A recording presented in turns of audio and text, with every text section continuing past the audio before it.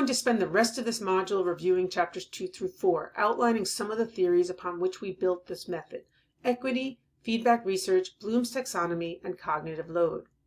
Do you recall our discussion of equity versus equality from last time? I love this particular graphic, which so clearly illustrates the distinctions between the terms. Inequality is when one gets more or better tools or assistance than another. So in this graphic, they both stand on the ground, but the one boy is given an apple while the other boy is not.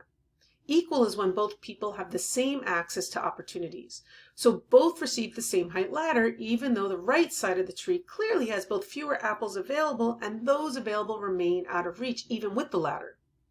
Providing the student on the right with a slightly higher ladder due to his particular circumstances allows him to access the few apples on his side. That is equity. Let's start by reviewing some examples of issues that detract from student performance, but have nothing to do with intellect.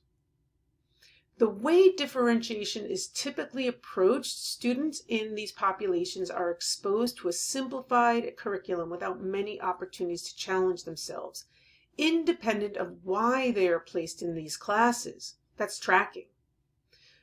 Kids' family lives may be difficult. Parents may not be home to help due to jobs, or they may not be capable of helping due to their own personal situations. Students may not be in a financial situation that will allow for tutoring when needed. Students cannot seek before or after school extra help because of issues with rides or the need to take care of siblings or maybe earn money. Some students don't have time or a quiet place to do their homework. Compliance-based classroom management strategies create a power dynamic that places the teacher above the student as a figure that's to be obeyed. This sends the message that student voices don't matter.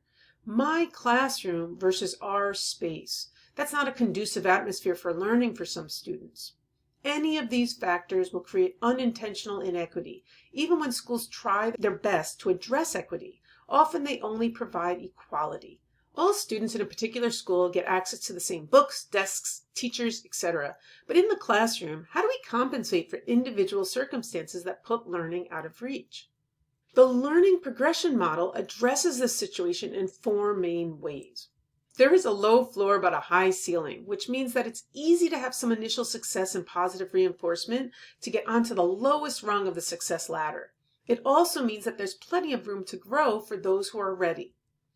There is no penalty for the rate of skill acquisition, which means that students have the ability to succeed without stressing about bumps along the road.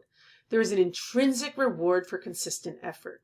There is no risk involved in trying and perhaps failing. There is differentiation of support, but not of opportunity, which means that we can allow each student to work on skills with as much or as little support as they need.